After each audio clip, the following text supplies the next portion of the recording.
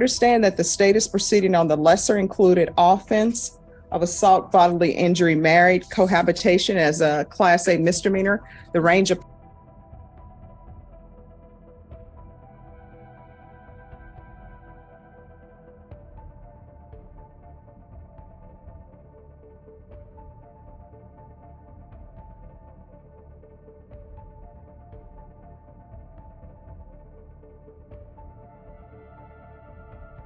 punishment is up to 1 year in jail and up to a $4,000 fine. Did you understand? Yes, ma'am. If you have a plea bargaining agreement with the state, the court doesn't have to follow your plea. If for any reason the court does not follow your plea and gives you more than you bargained for, the fact that you entered a plea will not be used against you and you will be allowed to withdraw your plea. Did you understand? Yes, ma'am. Did you understand you have a right to jury trial, a right for you or your attorney to cross-examine and confront any witnesses the state would call in the right to remain silent? I did not understand that one. All right, you don't understand you have a No, I right to didn't. jury trial? I heard it, but I didn't hear it. All right, so do you need to speak to your attorney? No, can you please repeat the question? Do you understand you have a right to jury trial? Yes, I don't know the question. Understand with an affirmative finding of family violence, you're not allowed to own or possess any weapons or ammunition? That's forever? You're not allowed to own or possess any weapons or ammunition. Do you understand that? I mean, yeah.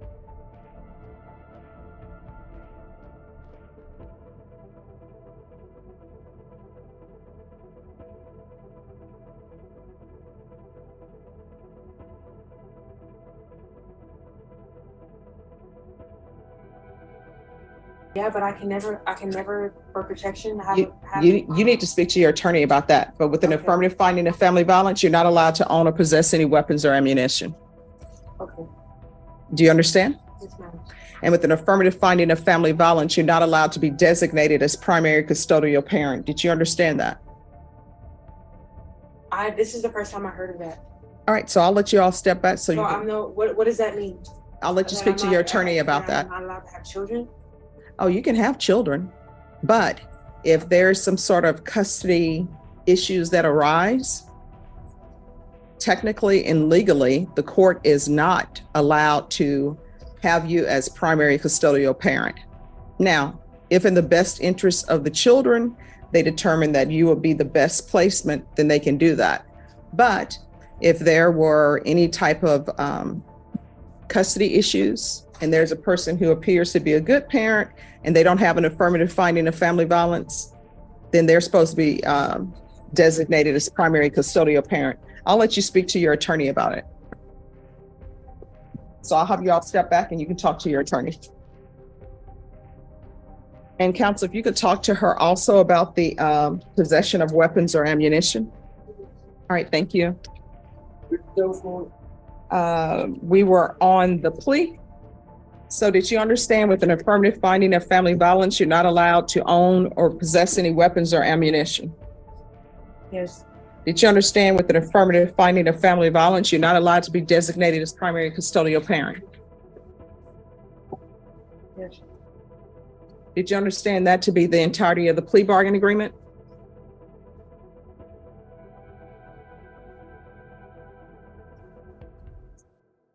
I don't understand what's going on here. So I'm not gonna be able to have my kids? I'm not your attorney. So the only thing my job is to make you understand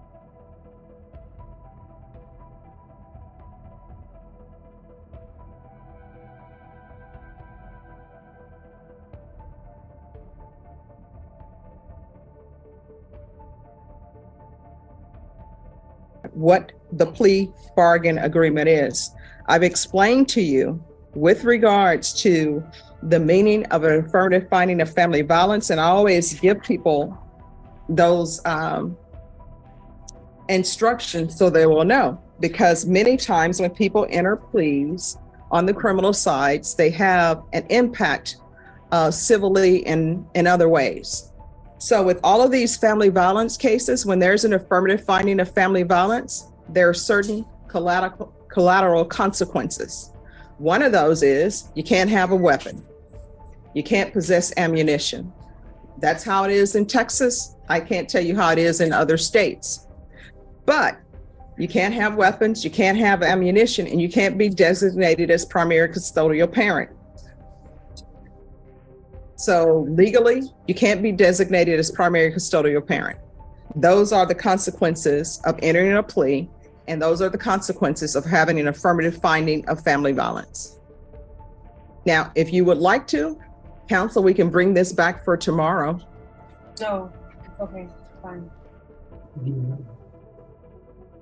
All right, this is what I'm gonna do. I'm gonna have you all take a seat just to No, talk ma'am, it out I more. do understand it, but it's just it's a horrible thing for like to have this horrible. So I understand it, but I mean, all the cases here are horrible. They're felony cases.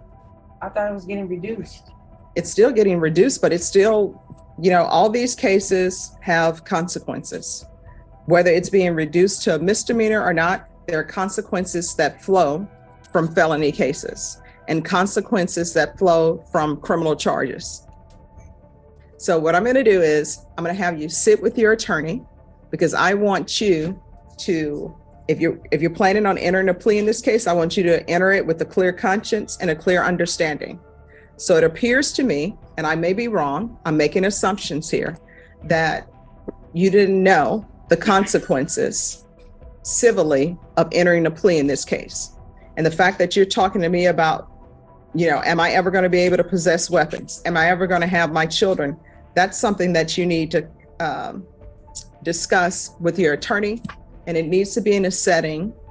I don't want to say without passion or objectively, because I know these are all personal matters, but it needs to be something that's thought about with clear head and something to think about.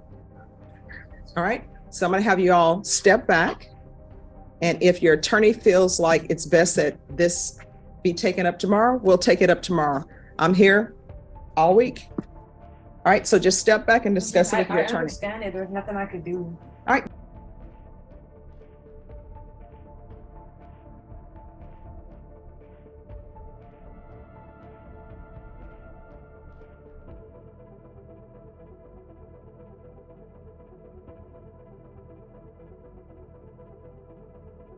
Just step back and talk to your attorney.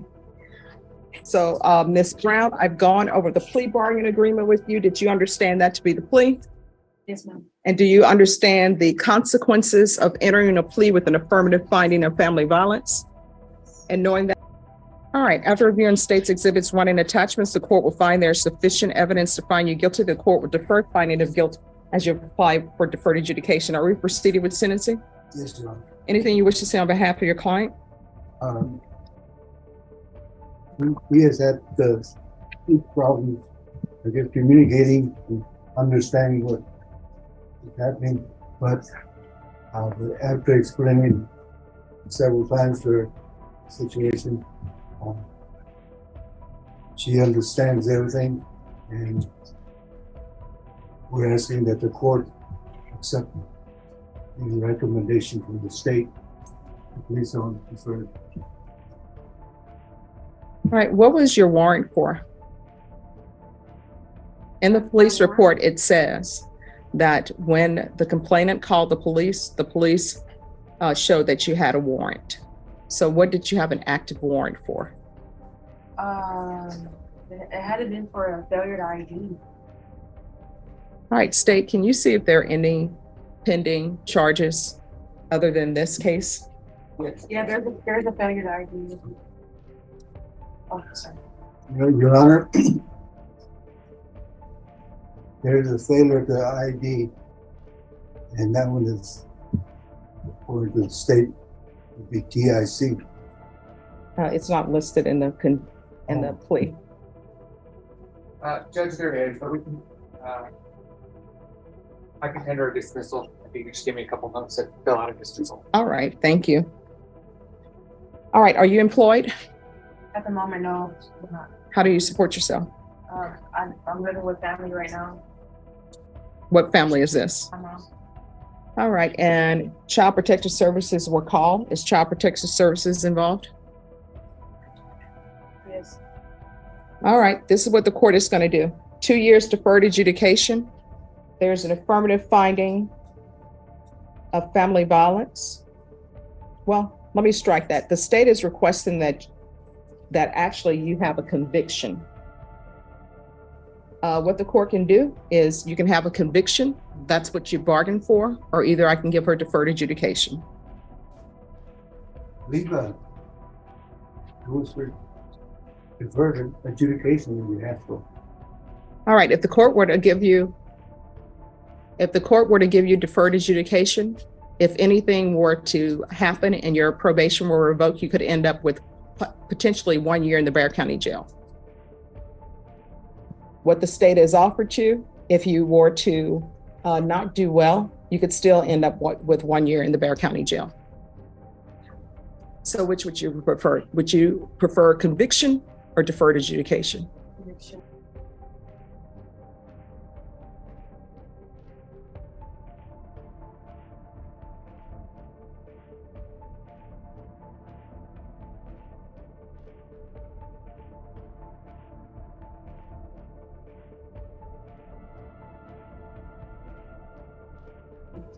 All right, court will sentence you to 1 year in the Bexar County Jail. No, miss. You said a conviction. Oh, I thought, okay, I'm sorry. Oh my God, no.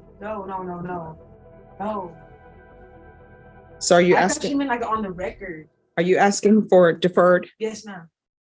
All right, with the deferred adjudication, the court could sentence you to up to 1 year in the Bexar County Jail if you are unsuccessful. Do you understand? Yes. And up to a $4,000 fine. Do you understand? Yes, ma'am. And are you requesting that the court give you deferred adjudication? Yes. All right. Court will sentence you to 2 years deferred adjudication. There's an affirmative finding of family violence. There's to be no contact with Tagai Buzu. If there is some kind of child custody arrangements that need to be made, you'll need to make those through a third party. If you wish to have contact with him, he'll have to come in to court and I'd have to hear some